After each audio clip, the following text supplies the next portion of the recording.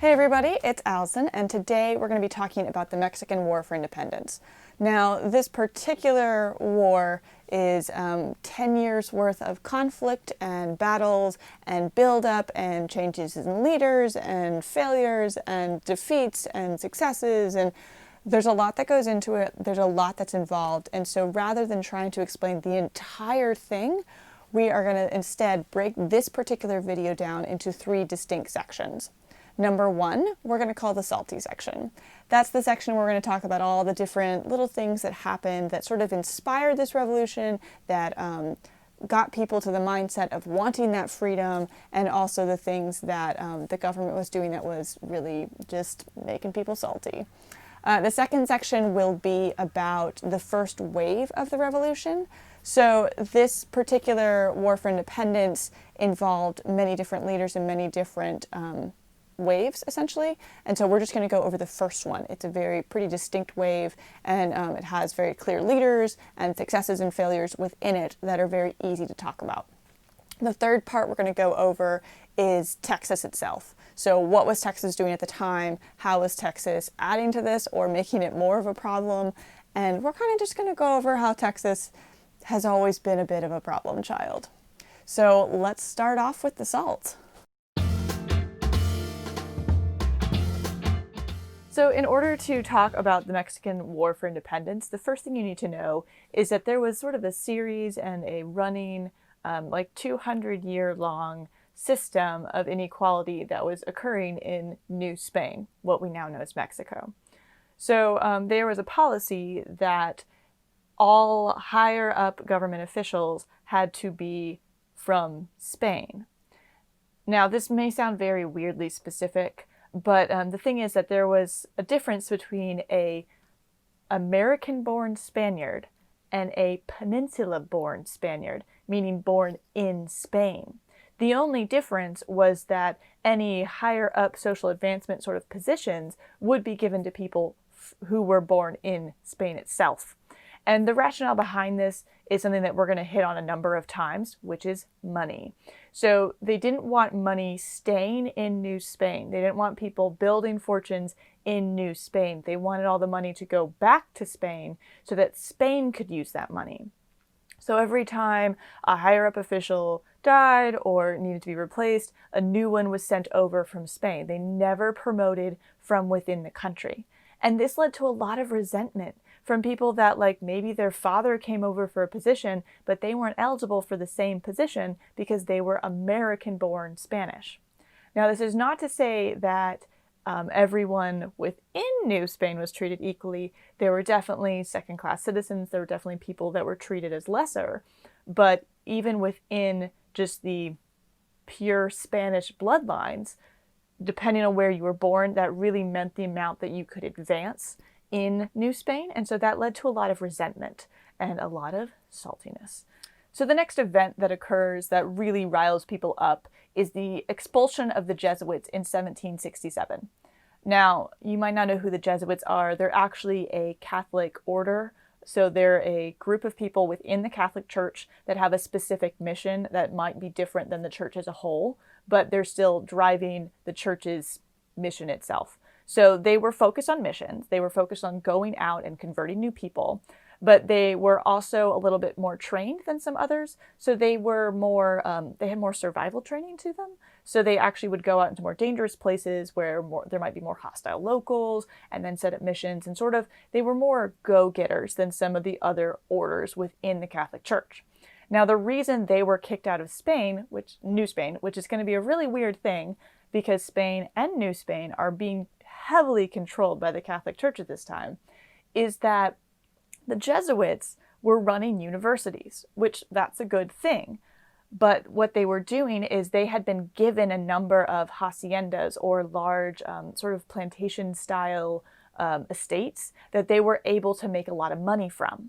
Now, because they were already part of the Catholic Church, they didn't see any need for them to tithe or give 10% of any of their profits, income, or sort of like taxes to the Catholic Church. They just were like, we know them, it's fine. We're going to keep the money to run our universities.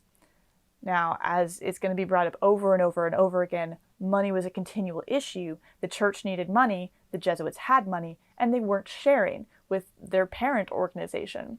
So the Jesuits were kicked from the country, which on its own means that now there's suddenly all these universities that are not being run, and there's all these different things that the Jesuits were doing within New Spain that suddenly someone else has to do.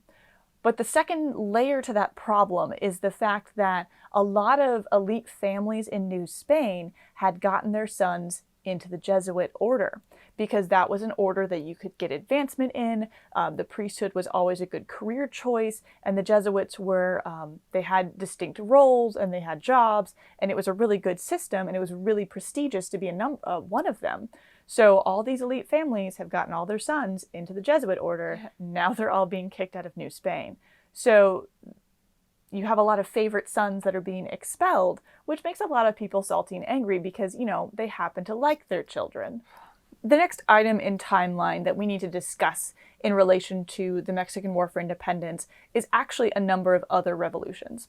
So in 1776, the American Revolution starts, and actually Spain ends up helping America try and liberate itself from Britain, and they ultimately succeed. In 1789, the French Revolution starts, and they end up kicking out their monarchy. And then in 1791, the Haitian Revolution starts, and they end up freeing themselves and kicking out the French at the same time. So at this time, in the late 1700s, there's a lot of revolution happening. There's a lot of new ideas happening. There's a lot of new literature being written about these new ideas, and a lot of freedom talk and independence talk in a number of different places. And Spain tried its best to keep that sort of information out of New Spain. They definitely tried to make it those books and that sort of literature be considered taboo and not to like encourage it. But it definitely didn't stop that information from getting into New Spain. And also, they were well aware that these revolutions were happening because they were right in the area that the American Revolution and the Haitian Revolution, they were pretty close proximity to those two countries. So they were totally aware that this was something that was going on. So in 1804, an Act of Consolidation was passed. And this act stated that every loan given by the church was due in full immediately. So this meant it's like if you have a mortgage on a house, you're paying over 30 years, let's say. You're just paying a little bit every year because you don't have that lump sum to pay for the entire thing. Well, this act basically said you have to pay everything on your house right this instant or your house becomes ours. So for anyone that had taken out a loan with the church, which was pretty common at the time, this suddenly threw them all into panic.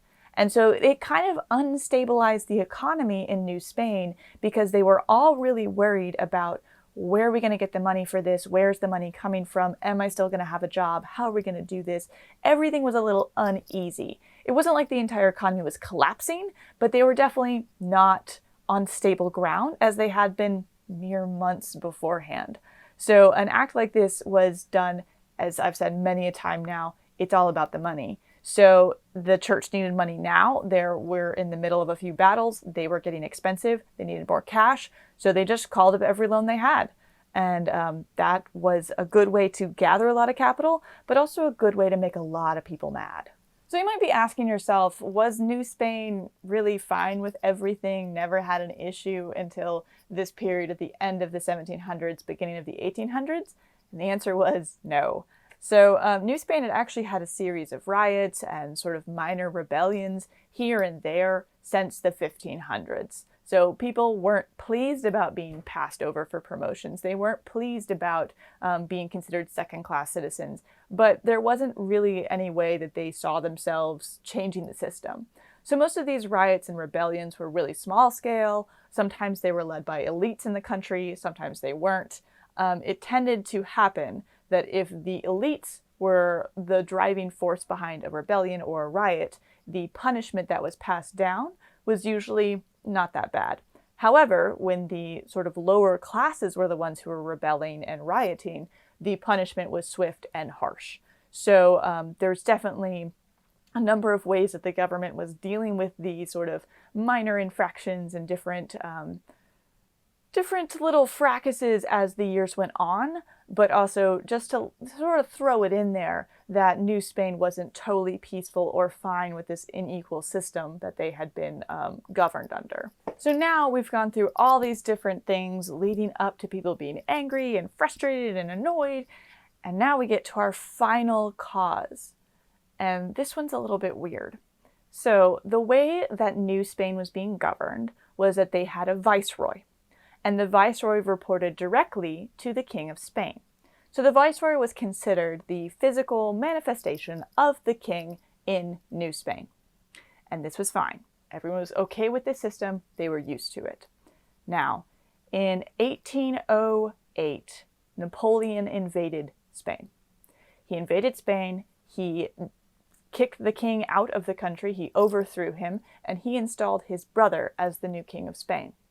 And this became a problem because the people in New Spain did not recognize this new imposter king as far as they were concerned. So that meant that Spain was being ruled by a monarch that they did not recognize as the king of Spain. And so that meant that the physical manifestation of the king in New Spain, the viceroy, was he a legitimate ruler? If the king is not a legitimate ruler, how do you work out the system? At this point, with this imposter king, and they didn't know how to deal with the viceroy, a lot of people started talking about, why don't we become separate and autonomous, but still allied with Spain, but just not part of Spain.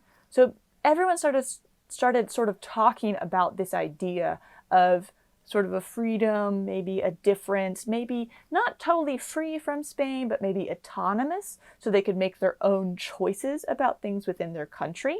But all of those ideas were shut down by the government. So that's where a lot of people sort of started talking about a lot of things they shouldn't have. So here are all of our causes of the Mexican War for Independence. So these are all the things that led up to everyone being really frustrated and really started talking about what could our government be? How could we run this country better? How could we run this country different?